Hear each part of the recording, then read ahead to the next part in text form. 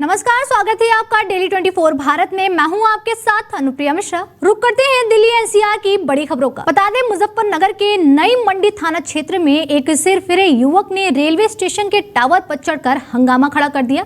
बताया जा रहा है कि युवक टावर पर चढ़ने से पहले अपना एक वीडियो सोशल मीडिया पर वायरल कर चुका था, जिसमें उसने अपनी मांगों का जिक्र किया था।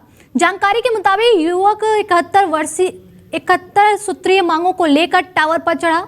उसके हाथ में एक बैनर भी है जिसमें उसकी प्रमुख मांगें लिखी हुई हैं। युवक की प्रमुख मांग NH 58 पर स्थित नुमैक्स कॉलोनी की जांच कराए जाने और जनपद में फैक्ट्रियों में जलाए जा रहे कूड़े को बंद कराने से जुड़ी बताई जा रही है। जैसे ही युवक के टावर पर चढ़ने की सूचना पुलिस को मिली, मौके पर हड़कंप मच गया। पुलिस और प्रशासन की टीम तुरंत मौके पर पहुंची और युवक को सुरक्षित नीचे उतारने की कोशिश की जा रही। काफी देर से युवक टावर पर चढ़ा हुआ है, जिससे इलाके में दहशत और अफरा तफरी का माहौल बना हुआ है। फिलहाल पुलिस युवक को समझाने बुझाने में जुटी है ताकि किसी भी तरह की अनहोनी से बचा जा सके। प्रशासन पूरे मामले पर नजर बनाए हुए हैं और सुरक्षा के कड़े इंतजाम किए गए हैं। वहीं ग्रेटर नोएडा से बड़ी खबर सामने आ रही है। बता दें, घने कोहरे के चलते दादरी जीडी रोड पर बड़ा सड़क हादसा हुआ है। कोहरे की वजह से दृश्यता बेहद कम थी। इसी दौरान कई वाहन आपस में टकरा गए। टक्कर इतनी जबरदस्त थी कि कई गाड़ियां बुरी तरह क्षतिग्रस्त हो गई और हादसे में कई लोग घायल हो गए। हादसे के बाद हाईवे पर लंबा जाम लग गया, जिससे राहगीरों को भारी परेशानियों का सामना करना पड़ा। सूचना मिलते ही दादरी पुलिस मौके पर पहुंची और हालात को संभालते हुए राहत कार्य शुरू किया। पुलिस ने क्रेन की मदद से क्षतिग्रस्त वाहनों को सड़क से हटवाया और धीरे धीरे यातायात को सुचारू कराया।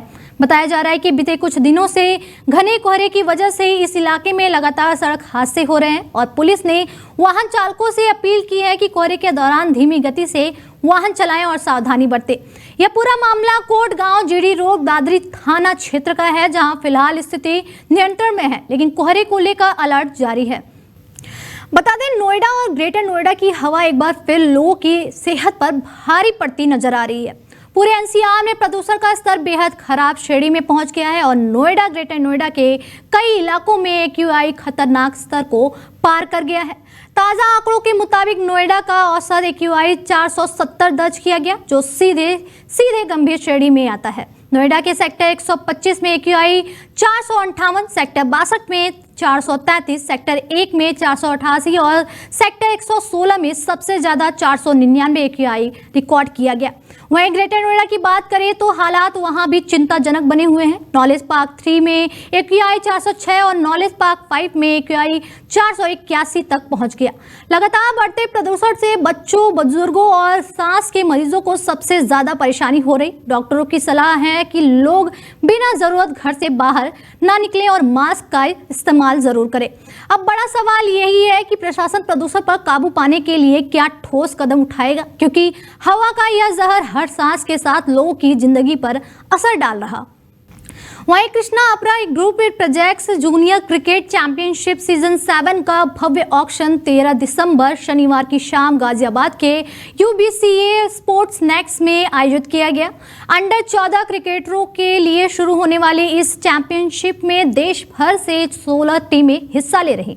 ऑक्शन के दौरान सभी 16 टीमों ने कुल 220 युवा खिलाड़ियों पर जमकर बोली लगाई। आयोजन में अंतर्राष्ट्रीय क्रिकेटर मोहम्मद शमी के कोच मोहम्मद बदरुद्दीन मुख्य अतिथि के रूप में मौजूद रहे। उनके साथ ASP national core member Amit Kasana, social worker Navneet Kasana, Krishna अपरा ग्रुप के MD सिद्धार्थ सिंगला, डायरेक्टर नवनीत सिंगला और CMD मनीष गुप्ता भी विशेष अतिथि रहे।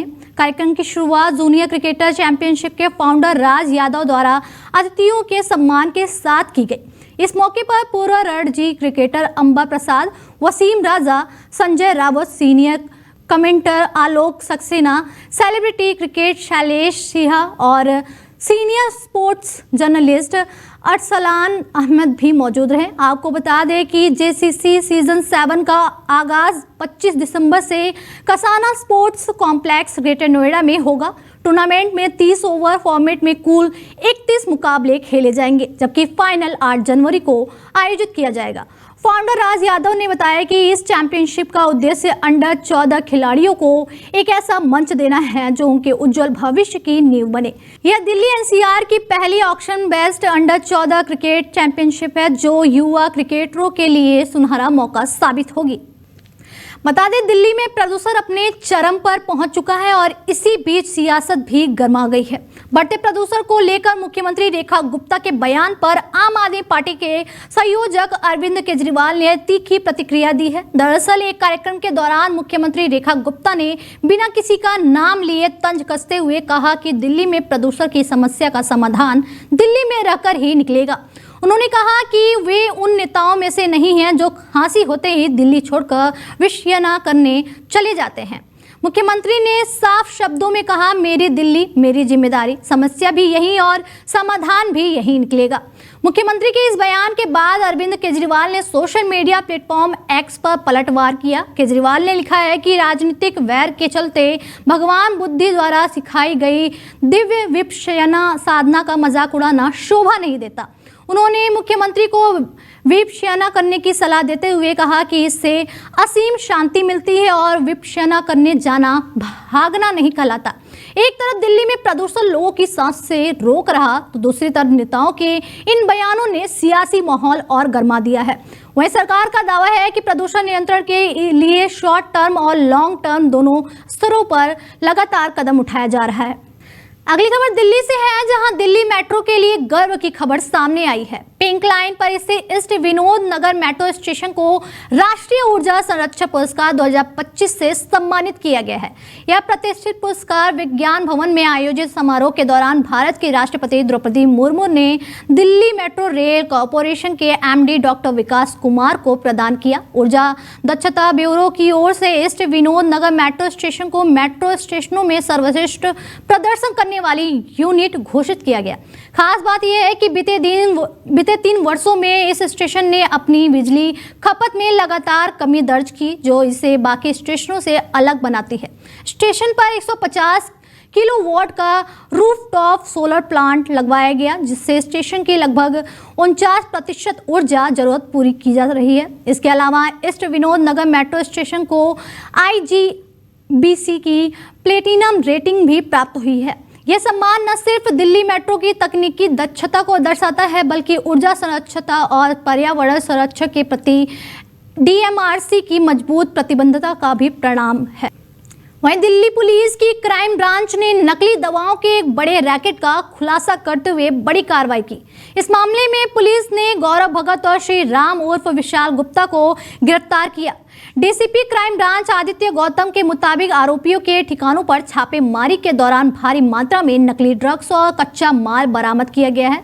शुरुआती जांच में सामने आया है कि यह गिरोह दिल्ली और NCR में सक्रिय एक संगठित नेटवर्क का हिस्सा है, जो लंबे समय से नकली दवाओं और नशे के कारोबार में लिप्त था। पुलिस ने बताया कि इससे पहले भी इसी नेटवर्क से जुड़े मुख्य आरोपी तुषार को गिरफ्तार किया जा चुका है, जिसके मामले में 8 करोड़ रुपए से ज्यादा ही हेरोइन बरामद हुई थी। क्राइम ब्रांच का कहना है कि नकली दवाओं और नशे के इस काले कारोबार के खिलाफ अभियान आगे भी जारी रहेगा और पूरे नेटवर्क की कड़ियां जोड़कर कार्रवाई की जाएगी। फिलहाल इस बुलेटिन में मेरे साथ इतना ही। दीजिए इजाजत, नमस्कार।